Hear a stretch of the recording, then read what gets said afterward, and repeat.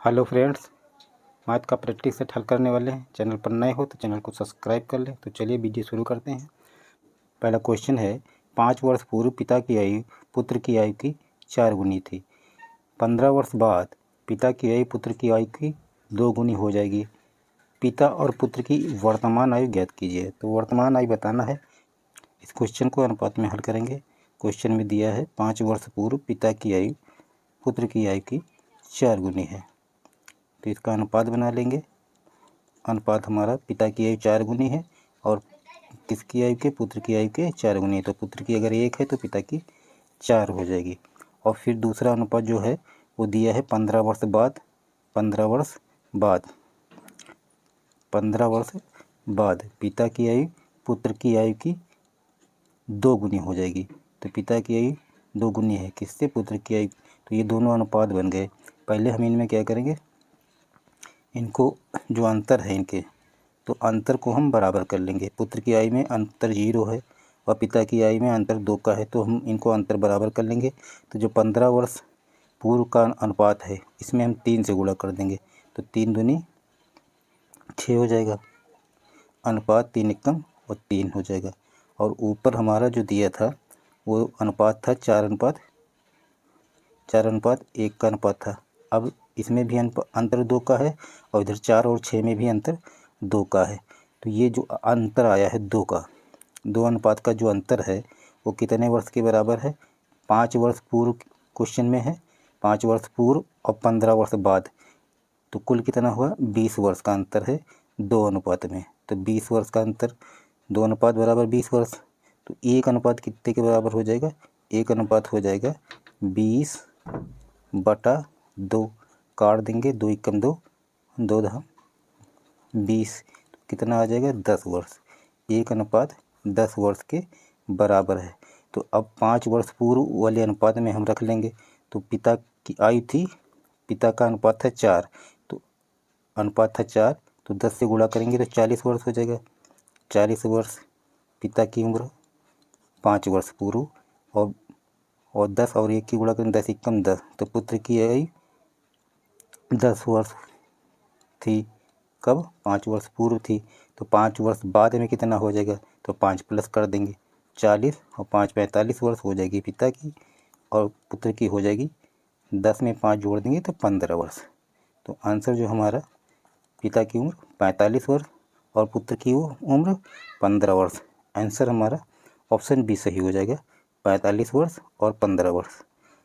अगला क्वेश्चन है, आयताकार कालीन का क्षेत्रफल 120 वर्ग मीटर है, परिमाप 46 मीटर है, इसके विकर्ण की लंबाई बताना है। तो क्वेश्चन को सॉल्व करते हैं। आयताकार कालीन का क्षेत्रफल 120 वर्ग मीटर दिया है।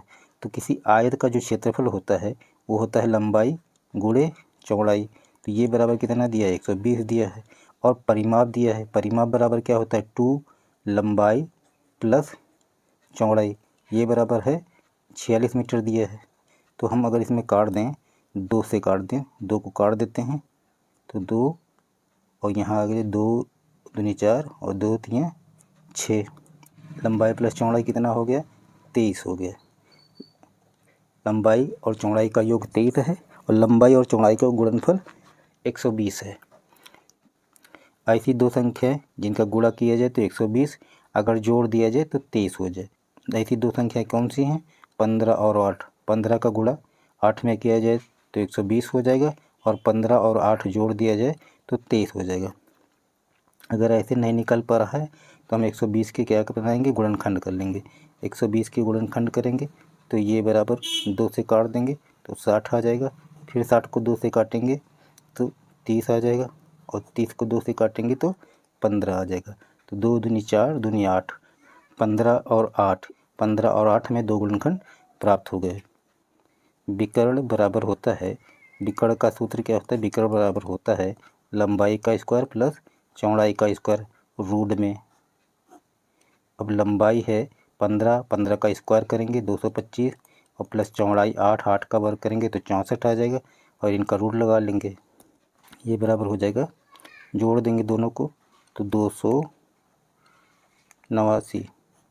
तो ये इसका वर्गमूल निकालेंगे तो आ जाएगा 17। तो विकर्ण हमारी कितना है, 17 मीटर 17 मीटर हमारी विकर्ण हो जाएगी। तो यही आंसर, तो ऑप्शन बी सही हो जाएगा। अगला क्वेश्चन है, एक वॉशिंग मशीन का विक्रय मूल्य इसके क्रय मूल्य का 4/3 है, लाभ प्रतिशत ज्ञात कीजिए। हल करते हैं। क्वेश्चन में क्रय मूल्य, जो विक्रय मूल्य है वो क्रय मूल्य का 4/3 है। तो क्रय मूल्य और विक्रय मूल्य,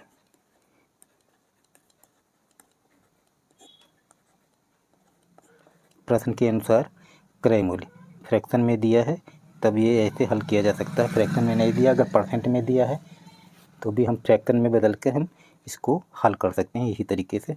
तो कह रहे हैं कि अगर क्रय मूल्य कितना है, क्रय मूल्य 3 है। अगर क्रय मूल्य 3 है तो विक्रय मूल्य कितना हो जाएगा, 4 हो जाएगा। तो इसमें जो अंतर है वो अंतर कितने का, अंतर है 1 का। तो ये क्या हो जाएगा, ये 1 क्या हो जाएगा, लाभ हो जाएगा।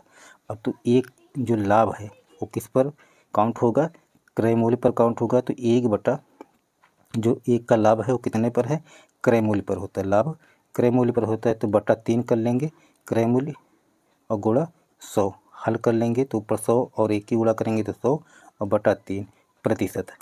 ये आंसर हमारा हो गया 100/3%। तो ऑप्शन में दिया है 100/3, तो हम यहीं पर टिक कर देंगे। ऑप्शन हमारा सी सही हो जाएगा।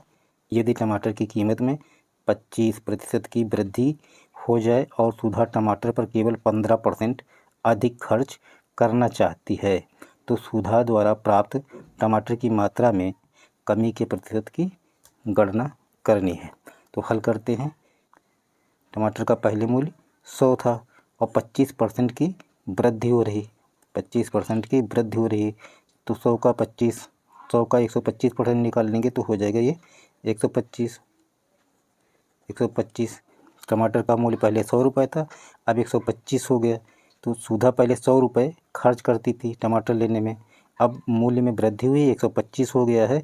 तो वो सुधा 100 रुपये की जगह पर कितना खर्च करना चाहती है, 15% खाली अधिक, 15% अधिक खर्च करना चाहती है। तो 15% अधिक मतलब 115 रुपये। जो कमी आई है, कमी कितने की है, 10 की है। कमी 10 की है, कितने पर, 125 पर। 125 पर कमी 10 की है। तो हम इसका परसेंट निकाल लेंगे। तो परसेंट निकालेंगे तो 10/125, क्योंकि हम 125 पर कमी आई है तो 125 लिखेंगे, परसेंट के लिए 100 लगा लेंगे और काट देंगे। काटेंगे तो 25 से काट देंगे, 25 पंजे 125 और 25 चौको 100, 5 एकम 5 कट जाएगा और 5 दूनी 10, गुणा करा लेंगे 2 और 4 की 2 दूनी 4 दूनी 8%। आंसर ये हो जाएगा। तो ऑप्शन सी सही है। अगला क्वेश्चन है, वह छोटी से छोटी संख्या ज्ञात कीजिए जिसे 16, 24, 36 तथा 54 से विभाजित करने पर शेषफल क्रमशः 12, 20, 32 और 50 है। अब 16 का जो शेषफल है 12 है, 24 का 20 है, 36 का 32 है और 54 का 50 है। सब में जो अंतर है, अंतर कितने का है, सब में अंतर 4 का है। ठीक है।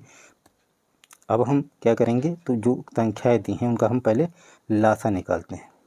लासा निकाल लेंगे तो ये तुम्हारा 16, 24, 36, 54, 16 से काट देंगे तो 16 एकम 16, 16 या उसके 16 के जो गुणनखंड होते हैं, जो 16 के जो गुणनखंड होते हैं, जैसे 2 है, 4 और 8, 16 से कट जाए या संख्याएं इनके गुणज से कट जाए, गुणनखंड से कट जाए, तो 16 एकम 16 काट दिया। तो 24 को हम अब 16 से नहीं कटेगा तो क्या करेंगे, 8 से काट देंगे, 8 त्रिक 24। और 36 को हम 8 से नहीं कटेगा तो 4 से काट देंगे, 9 चौक 36 और 54 4 से भी नहीं कटेगा तो 2 से काट देंगे, तो ये 27 आ जाएगा। फिर हम इसको 27 से काटेंगे तो 27 के जो गुणनखंड होते हैं 9, 3 और 27 स्वयं। ठीक, तो इनमें से अगर किसी से कटता है तो काट देंगे, तो ये तुम्हारा 3 एक नहीं कटेगा तो 1 3 को हम 3 से काट देंगे, 3 एकम 3, 9 को 9 से काट देंगे तो 1 आ जाएगा और 27 को 27 से काटेंगे तो 1 आ जाएगा। 16 और 27 की गुणा करा लेते हैं, तो 16 27 की गुणा करेंगे तो 432 आ गया। तो ये हमारा क्या हुआ, एलसीएम हुआ। ये हमारे आंसर नहीं है, और आंसर इसमें से जो हम 4 शेष बच रहा है वो 4 माइनस कर देंगे तो 428 हो जाएगा। तो ये हमारा 428 क्या हो गया, आंसर हो गया। तो इसका ऑप्शन सी सही हो जाएगा। एक वृत्त का क्षेत्रफल 616 वर्ग मीटर है, इसका व्यास ज्ञात कीजिए। पाई का मान दिया है 22/7। तो इसको हल करते हैं। वृत्त का जो क्षेत्रफल होता है उसका सूत्र क्या होता है, वृत्त के क्षेत्रफल का सूत्र होता है पाई आर स्क्वायर। ये बराबर कितना है, 616 हो गया। तो आर स्क्वायर बराबर हो जाएगा 616 और बट्टे पाई, तो पाई ना लिखें हम, पाई का मान लिख लेंगे 22/7। तो डबल बट्टा हो रहा है तो 7 कहाँ चले जाएंगे, ऊपर चले जाएंगे। अब हम इनको काट लेंगे, 22 को हम 11 से काट देंगे तो 11 दूनी 22 हो जाएगा। और यहाँ 11 से काटेंगे तो 11 पंजे 55 और 6 बच जाएगा तो 66 हो जाएगा। 11 छक्का 66 और 2 से काट दें तो ये आ जाएगा 28। आर स्क्वायर बराबर कितना हो गया, आर स्क्वायर बराबर हो गया 28 गुणा 7। तो आर बराबर क्या हो जाएगा, आर बराबर हो जाएगा 28 गुणा 7 का अंडर रूट हो जाएगा। तो ये तो 14 गुणे 14 हो जाएगा। ये 28 को हम 14 गुणे 2 लिखेंगे, 2 से हम 7 में गुणा करा लेंगे तो ये 14 गुणे 14 हो जाएगा। तो रूट हटाएंगे तो 14 बाहर हमारा आ जाएगा। तो आर बराबर है 12, आर बराबर 14 है। तो व्यास कितना हो जाएगा, व्यास हो जाएगा व्यास बराबर, तो व्यास निकालेंगे तो व्यास को हम, व्यास क्या होता है 2r, मतलब 2 गुणा त्रिज्या। तो ये हो जाएगा 2 गुणा 14 बराबर कितना हो जाएगा 28। तो आंसर हमारा क्या है 28 हो जाएगा। ऑप्शन सी सही हो जाएगा। अगला क्वेश्चन है, दो संख्याओं का मासा 12 है और लासा 72 है। यदि इनमें से एक संख्या 24 तो दूसरी संख्या क्या है, इसमें बताना है। तो कह रहे हैं मासा, पहली संख्या पूछें या दूसरी संख्या पूछें। अगर मासा लासा दिया है, एक संख्या दी है पहली या दूसरी में से कोई भी, तो हम इसको हल कर लेंगे। दूसरी संख्या निकालना है तो दूसरी संख्या बराबर, तो मासा और गुणे लासा कर लेंगे और बटा कर लेंगे पहली संख्या 24, काट देंगे 24 से 24 काटेंगे, 24 से 72। अब इनकी गुणा करा लेंगे 12 से 36। तो दूसरी संख्या हमारी हो गई 36। तो आंसर हमारा कौन सा सही हो जाएगा, ऑप्शन सी सही हो जाएगा। अगला क्वेश्चन है, 25% लाभ पर एक बुनकर एक साड़ी 150 रुपये की कीमत पर दुकानदार को बेचता है। दुकानदार 30% लाभ के साथ वही साड़ी एक ग्राहक को बेचता है। यदि बुनकर सीधे ग्राहक को साड़ी 180 पर बेचता तो उसका लाभ प्रतिशत और ग्राहक का लाभ रुपए में क्या होता, तो ये बताना है। तो इसको हल करेंगे। पहले बुनकर जो है साड़ी तैयार करके 25% लाभ पर बेचता है, 25% के लाभ पर देता है दुकानदार को 150 रुपये की।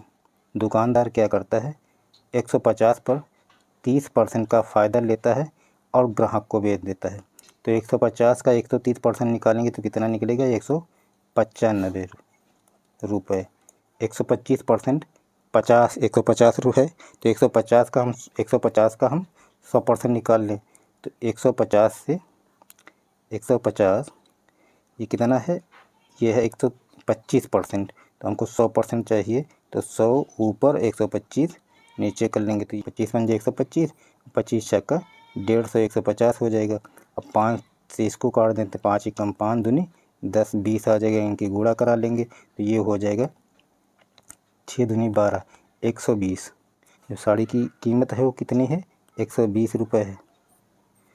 25% लाभ पर 150 रुपये की बेचता है। दुकानदार 30% लाभ उस पर लाभ लेता है, 195 की बेचता है। अब ये अगली लाइन में कह रहे हैं कि अगर बुनकर सीधे ग्राहक को बेचे, दुकानदार को क्या करे, छोड़ दे, तो 120 रुपये वाली 120 रुपये की जो साड़ी है वो कितने में बेच दे, 180 में बेच दे सीधे ग्राहक को। तो जब सीधे ग्राहक को बेचेगा तो इसमें फ़ायदा कितने का हुआ, 15 रुपये का फ़ायदा हुआ, 15 रुपये का फ़ायदा हो गया। और यहाँ कितने का, 60 रुपये, यहाँ 60 रुपये का। तो ये 60 रुपये का जो फ़ायदा है कितने पर है, 120 पर है। और गुणा 100 कर लेंगे परसेंट निकालने के लिए, काट देंगे, हल हो जाएगा। तो 60 एकम 60, 60 दूनी 120, 2 एकम 2, और 50, 100 को 2 से काटेंगे तो कितना आ जाएगा, 50 आ जाएगा। तो 50% और 15 रुपये, बुनकर को 50% का लाभ मिलेगा और ग्राहक को 15 रुपये का लाभ मिलेगा। तो ये आंसर हमारा सी सही हो जाएगा, ऑप्शन सी सही हो जाएगा। तो फ्रेंड्स, वीडियो कैसा लगा कमेंट बॉक्स में कमेंट करें। चैनल पर नए हो तो चैनल को सब्सक्राइब कर दें। तो मिलते हैं नेक्स्ट वीडियो में। वीडियो देखने के लिए आपका बहुत बहुत धन्यवाद। जय हिंद, वंदे मातरम।